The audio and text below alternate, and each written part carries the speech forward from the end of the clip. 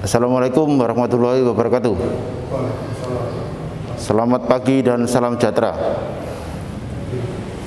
Adik-adik, biar semangat hari ini, saya ucapkan salam, selamat pagi, nanti jawabnya selamat pagi, pagi, luar biasa, tetap semangat. Kita coba ya. Selamat pagi, pagi, luar biasa, tetap semangat.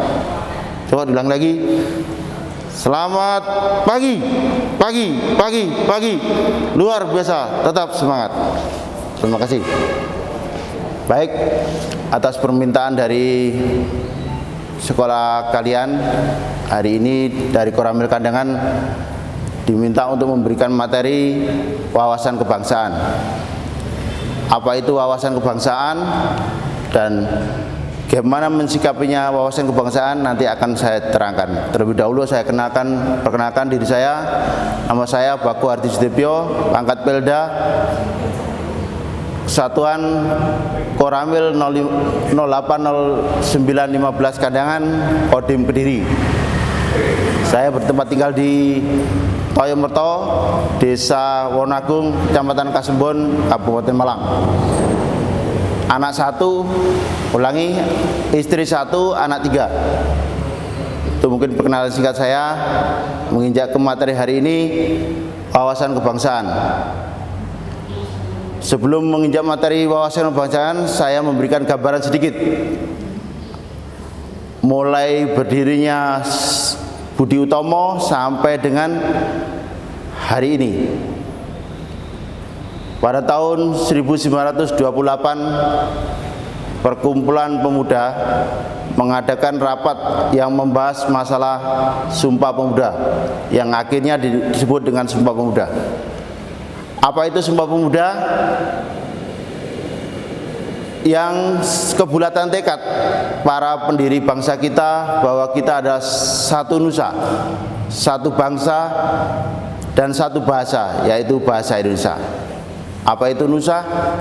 Nusa adalah pulau-pulau yang ada di Indonesia, dari Sabang sampai Merauke, dipisahkan oleh laut menjadi suatu daratan, menjadi tekad pendiri bangsa kita menjadi satu kesatuan, yaitu dalam naungan Negara Kesatuan Republik Indonesia. Satu bangsa, bahwa antara pulau satu dengan pulau yang lain tidak ada terbentuk suatu kerajaan ataupun domain-domain tertentu, menjadi satu kesatuan, menjadi satu kelompok yang solid, menjadi suatu bangsa, yaitu bangsa Indonesia. Dalam mensikapi beragam pulau, adat istiadat, dan hal-hal yang beraneka ragam itu diperlukan suatu diperlukan suatu bahasa yang sifatnya nasional, yaitu bahasa Indonesia. Coba adik-adik bayangkan kalau seandainya orang Batak ngomong dengan bahasa Bataknya, orang Jawa ngomong dengan bahasa Jawanya, terus ketemu dalam suatu forum, apakah nyambung? Maka diperlukan suatu bahasa, yaitu bahasa nasional, bahasa Indonesia. Dari 3 sumpah prajurit, dari 3 sumpah yang diucapkan oleh para pendahulu kita itu berkeinginan bahwa satu nusa, satu bangsa, satu bahasa menjadi dalam wadah tertentu, dalam satu negara kesatuan Republik Indonesia. Dalam perjalanan kurun waktu dari tahun 1928 sampai 2020 ini terjadi banyak peristiwa kaitan dengan ideologi, politik, sosial, budaya, pertahanan, keamanan, dan politik. Yang pertama, kaitan ideologi. Masih ada pihak-pihak tertentu yang menginginkan ideologi negara kita, ideologi Pancasila, dirubah menjadi ideologi lain.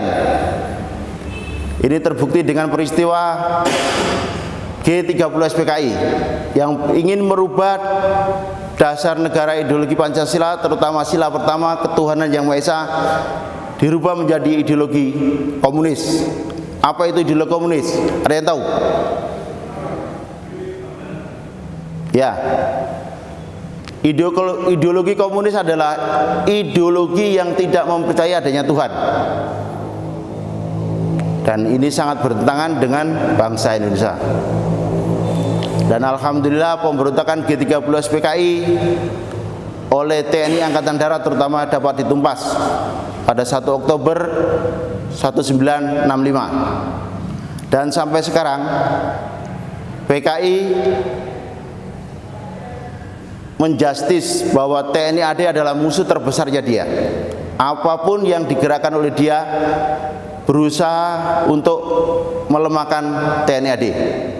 Ini hanya untuk pengalaman kalian.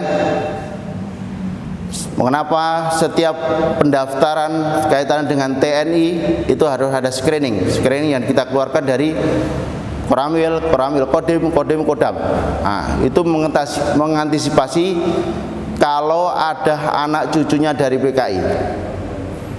Kita berbuat gitu mengantisipasi. Karena apa? PKI itu adalah bahaya laten. Kenapa disebut bahaya laten? Karena suatu saat akan muncul.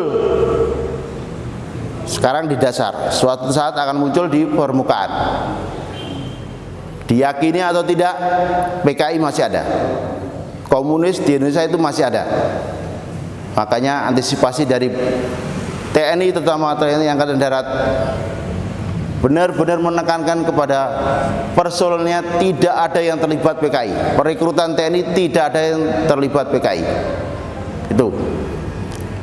Terus pada tahun 1998 terjadi reformasi. Reformasi itu kaitan dengan gejolak terutama yang terasa yang ada di Jakarta.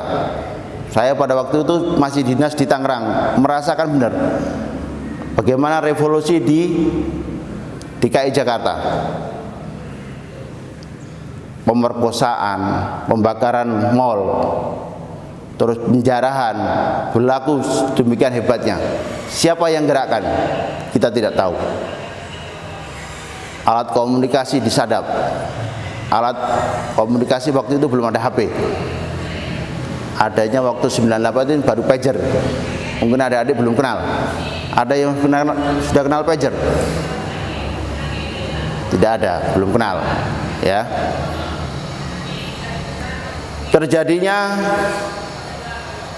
demonstrasi besar-besaran di Jakarta yang meminta Presiden Soeharto untuk turun. Itu ideologi kita semakin dirongrong. Terus sekarang yang kedua, masalah politik. Semenjak tahun 1999 itu terjadi banyak bermunculan partai. Mungkin kalian semua di sini baru lahir mungkin. 1999 banyak bermunculan partai. Tadinya 3 partai menjadi banyak partai. Dari 3 partai itu pecah menjadi partai yang banyak. Dan itu tujuannya bukan untuk nasional, tapi untuk kepentingan partai itu sendiri. Di bidang ekonomi, adanya pasar bebas yang masuk keluar ke dalam negeri mengakibatkan produksi dalam negeri tersaingi oleh produksi luar yang notabene lebih murah dan lebih bagus. Itu juga tidak langsung merubah ekonomi kita, mempengaruhi ekonomi kita menjadi kurang stabil.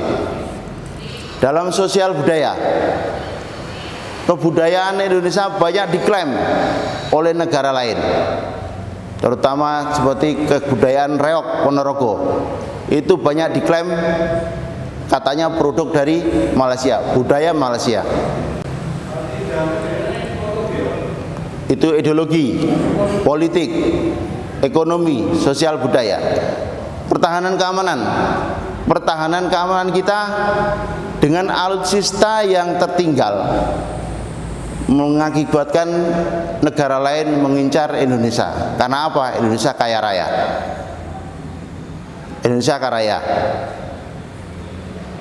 Dengan lemahnya pertahanan kita, itu negara lain akan berusaha masuk ke Indonesia, tapi dengan cara yang lain, tidak dengan cara perang. Cara dengan perang modern. Apa itu perang modern? Yang kita lemahkan dulu itu biasanya ekonominya, sumber daya manusianya. Makanya saya harap adik-adik mulai sekarang ditanamkan dalam dirinya, kewajiban saya apa sebagai pelajar? Kewajiban kalian apa sebagai pelajar? Kewajiban kalian ya belajar. Belajar semaksimal mungkin. Apa sudah menjadi pilihan kalian, apa yang menjadi pilihan kalian masuk ke SMK itu dipertanggungjawabkan. Minimal kalian masuk SMK pembangunan kandangan ini memberi warna pada sekolah, membuat SMK kandangan lebih maju. Sanggup ini? Saya tunggu lihat. 1-2 tahun ini saya akan koordinasi dengan kesiswaan atau guru-guru kalian, perkembangan kalian gimana. Karena kalian selalu berhubungan dengan Koramil. Nanti ada kegiatan 17 Agustus yang melibatkan peran serta kalian. Saya lihat kalian sampai mana berperan di situ. Cukup kalian berperan sesuai porsi masing-masing. Yang elit politik, yang pejabat-pejabat tinggi biar aja berkiprah di bidangnya. Kalian berkiprah di bidang masing-masing. Itu. Dari rentetan pertama sampai akhir, ideologi politik dan segala macam itu dinilai negara bahwa kita mengalami kemerosotan, kemunduran. Pancasila hanya sekedar hafal. Tidak mengetahui isi pokok dari Pancasila itu. Makanya perlu adanya wawasan kebangsaan. Apa itu wawasan kebangsaan? Wawasan kebangsaan itu dari kata wawas dan bangsa. Wawas itu kalau bahasa Jawanya melihat, bahasa Indonesia melihat. Wawas itu bahasa Jawa. Melihat, cara pandang bangsa. Kalau bahasa Inggrisnya nasional. Cara melihat suatu bangsa terhadap bangsa itu sendiri di dalamnya, termasuk bagaimana masyarakatnya, bagaimana lingkungannya antar negara berarti kan. Nah itu perlu ditanamkan kembali ke anak cucu kita, termasuk adik-adik. Kenapa kalau setiap masuk sekolah itu ada permintaan PBB, permintaan wasbang di sekolah? Tujuannya itu menanamkan kembali kedisiplinan dan pengetahuan adik-adik terhadap keadaan bangsa saat ini. Dari yang saya sampaikan di depan, mulai dari keadaan bangsa ini, ideologi politik dan lain-lain segala macam, terus tugas kalian apa, saya berpesan ke kalian, wawasan kebangsaan ini harus kalian tanamkan dalam hati. Rasa kebangsaan, paham kebangsaan, dan semangat kebangsaan, itu yang perlu kalian garis bawahi. Saya ingatkan kembali, menjadi orang baru di suatu tempat, saya pesan 3 hal. Yang pertama, banyak melihat. Yang kedua, banyak mendengar. Yang ketiga, sedikit bicara. Apa itu artinya? Kalau kalian di suatu tempat yang baru, sementara dikurangi dulu banyak bicara. Karena apa? Mulutmu adalah harimaumu. Kalian tidak tahu masalahnya, ngomong sembarangan, itu akan kembali ke kalian. Banyak melihat dulu apa yang ada di SMK Pembangunan. Bagaimana SMK Pembangunan itu? Di mana letak tempat praktek? Di mana tempat sekolah kalian? Di mana tempat WC-nya? Banyak melihat. Terus yang tidak kalah pentingnya, banyak mendengar. Gimana sih SMK Pembangunan ini yang saya pilih, yang saya masuk? Bagus, kurang bagus, atau jelek? Makanya saya dari awal tadi saya sampaikan, pertanggungjawabkan apa yang menjadi pilihan kalian dengan masuk SMK Pembangunan Kandangan. minimal memberi warna yang lebih baik. Jangan mencoret-coret yang SMK pembangunan selama ini sudah baik.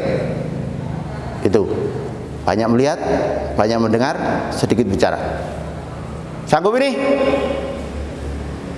Oke, terima kasih. Itu mungkin saja yang saya sampaikan pada pagi hari ini. Sementara tidak ada pertanyaan, saran dan usul, nanti kalau ada sampaikan ke guru.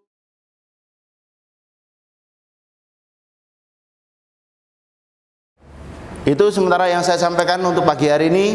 Saya mohon maaf atas kurang lebihnya, saya mohon maaf. Barangkali ada kata-kata yang salah ucap saya mohon maaf. Terima kasih kepada para dewan guru yang sudah memberi waktu Koramil untuk memberikan materi Pasbang. Saya menyadari saya banyak kekurangan, saya masih belajar.